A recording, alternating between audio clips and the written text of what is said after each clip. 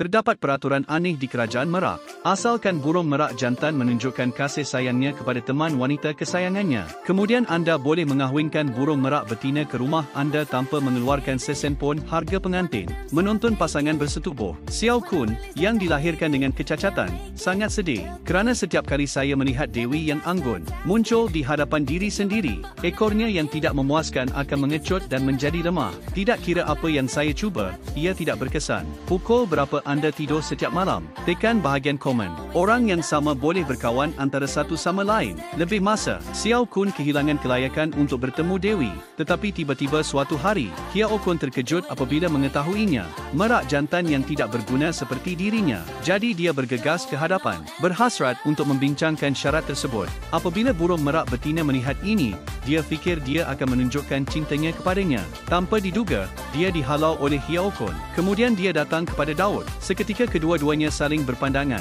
bagaikan arus elektrik yang kuat melintasi hati masing-masing. Detik seterusnya, sayap mereka terbuka secara ajaib, serta-merta mekar dengan cahaya yang mempesonakan. Dengan mata dua orang yang saling mengagumi, mereka mencipta tarian merak di hadapan semua orang. Burung merak jantan terpegun seketika selepas menontonnya. Saya melihat mereka menendang teman wanita mereka satu demi satu, kemudian gabungkan mereka secara rawak menjadi sepasang, sepadukan ke dalam lantai tarian Xiao Kun dan David yang anggun, dalam rangka memperingati kelahiran tarian merak. Peraturan Raja, mulai sekarang, hanya burung merak jantan yang boleh mengawan sesama sendiri.